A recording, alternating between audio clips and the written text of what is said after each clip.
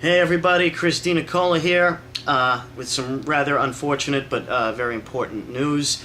At approximately 6:02 in the morning, on the morning of January 26, 2011, Mr. Ray St. John of New York Blues Department died of cancer. We had seen this coming for a little while. He was diagnosed late last year, and well, not too late last year, and well, obviously things didn't go well. We didn't make an official announcement because he didn't want people to know that he was sick, but at this point there's really no point keeping a secret now, is there? As you can imagine, this has thrown the band into kind of disarray. We're all pretty close to Ray. He was a great guy, fun guy to hang around with, aside from his obvious musical abilities. You know, I've known him for about 5 years. V has known him a lot longer. Frankie met him around the same time that I did. Really, it was NYBD came together almost accidentally, but it's been, well, there's I could tell you so many stories about some of the stuff we've been through, but this really isn't the place for it. I kind of want to address what the future holds, really. Ray had a really distinct sound. He was not a virtuoso singer and not a virtuoso harmonica player, but when you hear him sing and you hear him play, it is unmistakably Ray St. John. His personality, his sound, it was all his own. NYBD formed really just as kind of a chance thing. V put together basically a jam session, and he invited me and Frankie and Ray down to just to jam and just have a little bit of fun playing some blues. And he and Frankie played together when they were kids. And for those of you who don't know, V is my father. And we've only been in contact for a handful of years.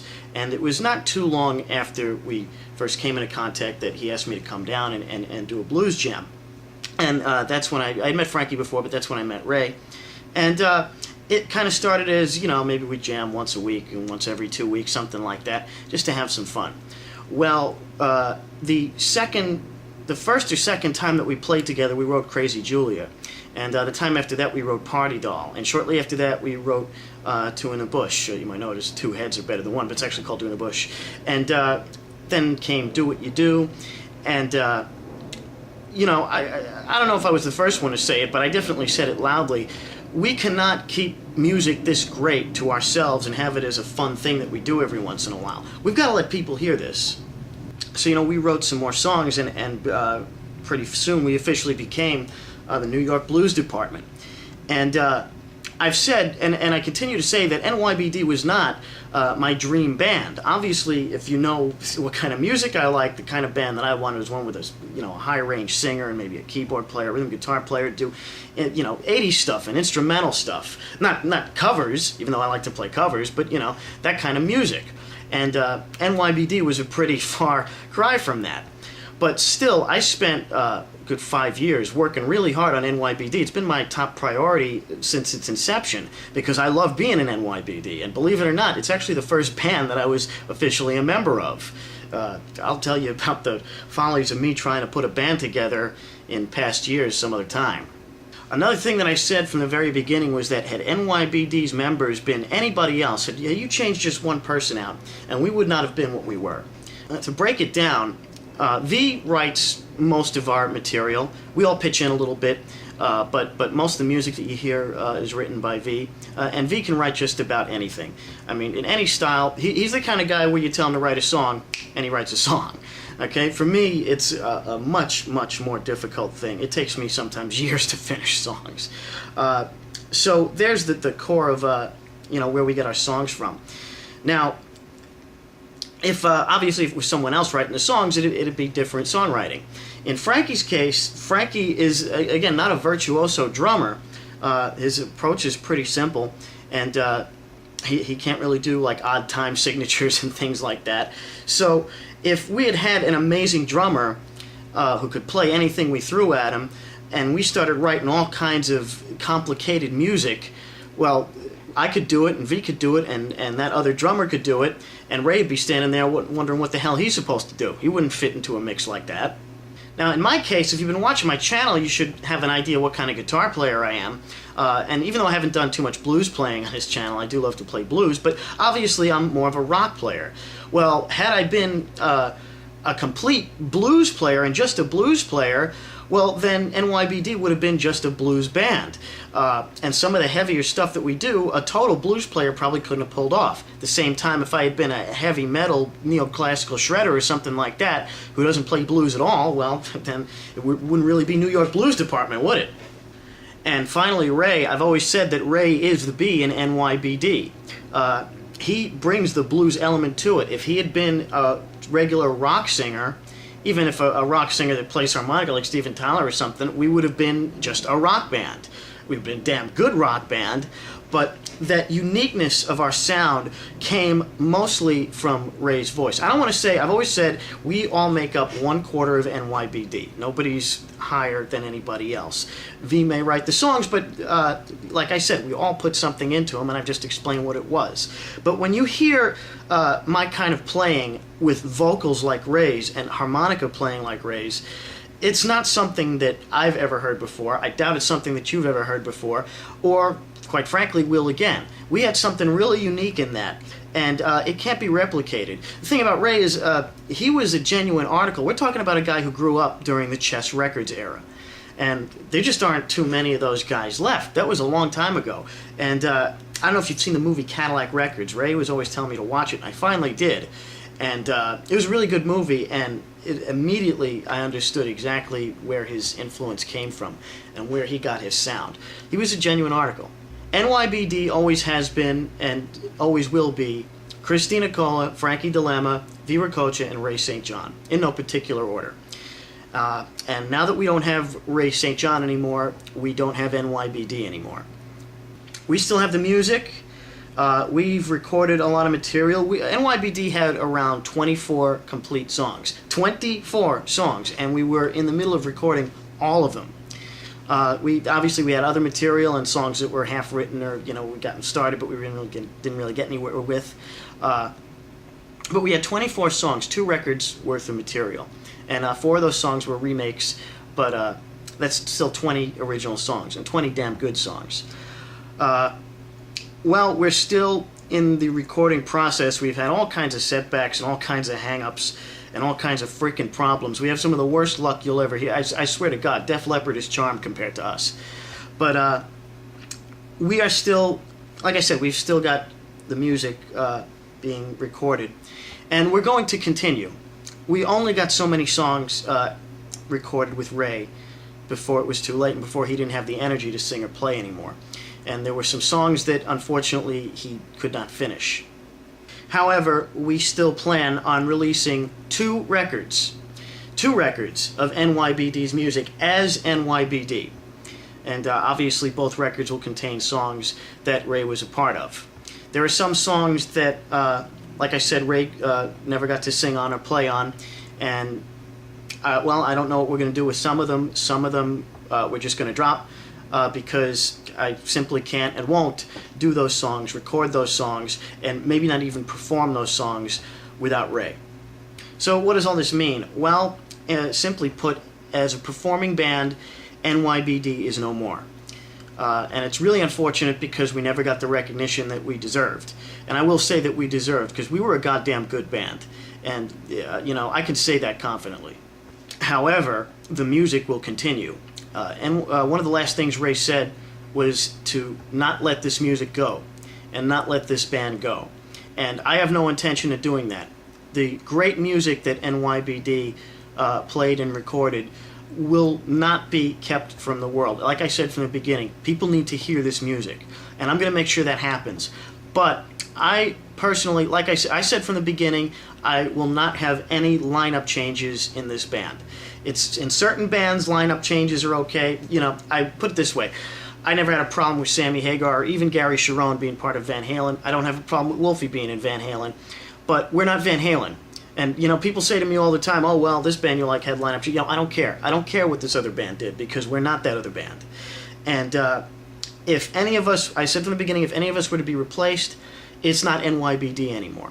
I will not be a part of a band called NYBD without Ray St. John, or V. Ricocha, or Frankie Dilemma in it. Since one of those is obviously impossible now, well, what we're going to do is V and Frankie and me are going to regroup, and we're not sure if we're going to have another singer in the band just yet, because we can pull off the songs as a trio. And actually, the last time we did a show, we did it without Ray, which I said that we shouldn't have done, because I knew it was going to be the last time we were billed as NYBD and performed.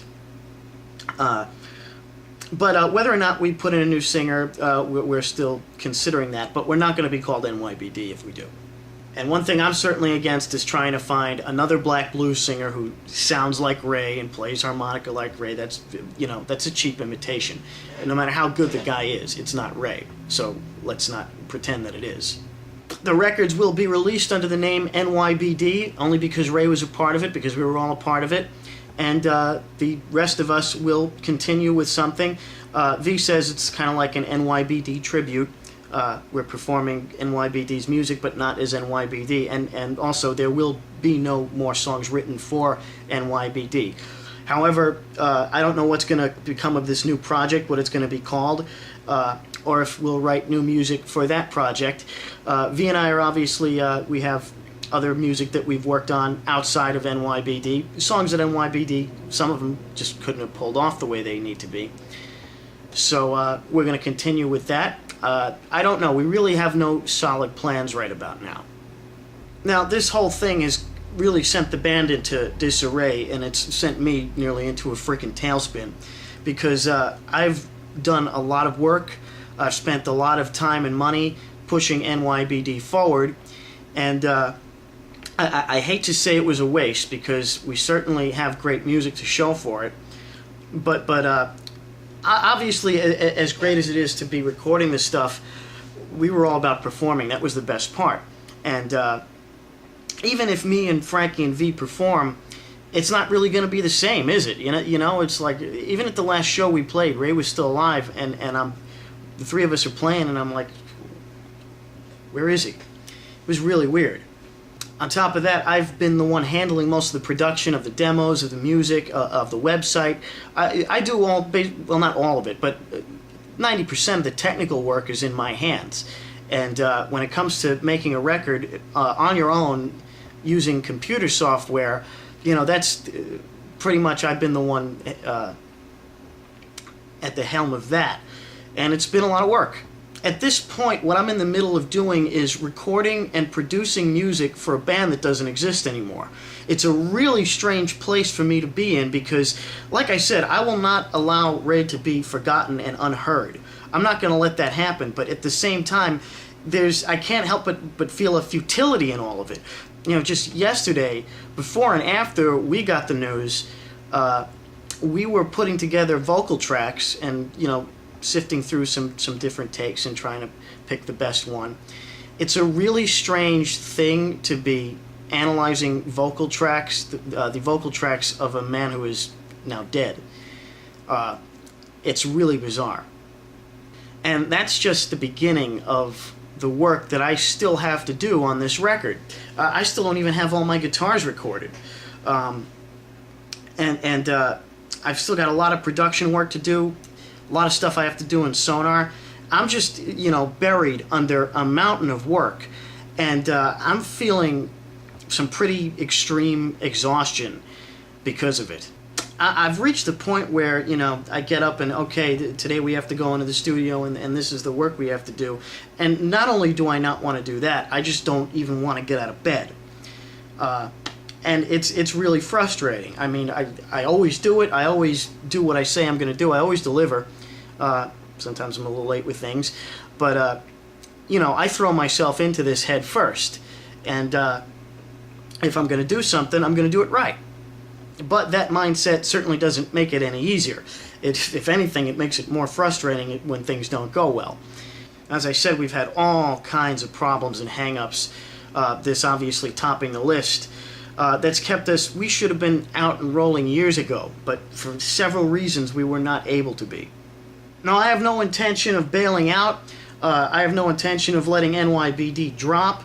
I'm going to finish this stuff. We're going to finish this stuff. We're going to put these records out, and we're going to let the world know who Ray St. John was and who NYBD was. And hopefully, as far as performing goes, we'll have something brewing in the near future. It's a little too soon to think about it right now, because up until the very end, I had hoped that Ray would recover. Because, you know, without getting too far into the details of what he went through, let me just state it simply. The people handling his treatment f***ed it up. And I'll say that plainly. And as far as the hospital that he was in goes, I really don't care what anybody thinks of me saying this. Montefiore Hospital in the Bronx needs to be burned to the ground with everybody in it. You know, he was diagnosed with cancer, and his doctors just seemed, you know, oh, well, just come back in, you know, like a month, and maybe we'll give you some treatment. They just seemed nonchalant. They didn't give a shit, and he's dead because of it. Now, if anybody affiliated with Montefiore Hospital or even Ray's Care has an issue with what I just said and wants to confront me about it, or maybe even file slander charges against me, go right ahead. Come and say to my face what you think of my statement that Montefiore Hospital is responsible for Ray's death. Say it to my face, please. You'll love what happens. But that bit of negativity aside, I just wanted to let everybody know what's going on with us, and why you're not going to be hearing about any NYBD shows anytime soon. But we do intend to finish the records. I keep saying that. I kind of don't know what to say about this. I never had to deal with this kind of thing before. So what I'm basically saying is don't forget about us. Don't forget about Ray St. John. I know not too many of you probably knew much of NYBD's music, but I'm saying it anyway. Well, just keep your eyes peeled for our records. Strangely enough, the very first thing we will be officially releasing will be a compilation of songs that Ray did with us and songs that he did with another band to be given out at his funeral. It's a really weird thing for a band that played 2 shows at a cemetery. Our first record is going to be a funeral compilation.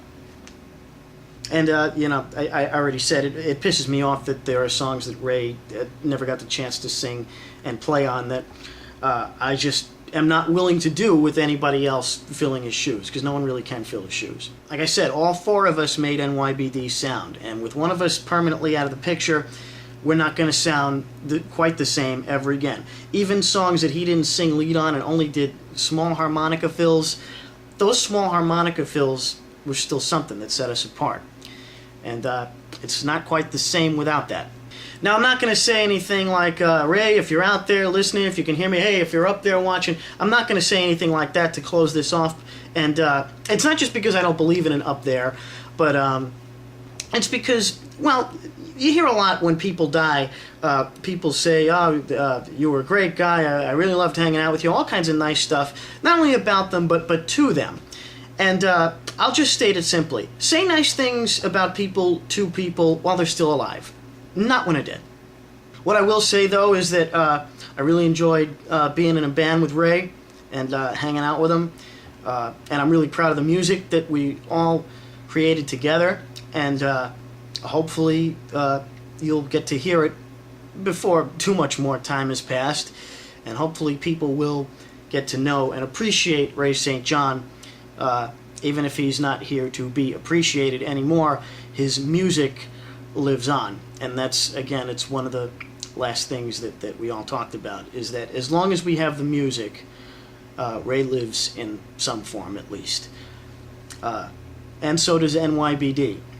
So until we have more definite plans, until we know what course of action to take from here, aside from just finishing the record and getting it out there, that's really all you're going to hear from me about this, because, I don't want to make announcements of, oh, well, we might be doing this and we might be doing that. I want to just announce what we are doing. So until then, that's about it. Don't forget NYBD, because I'm sure as hell not gonna. And, well, I'll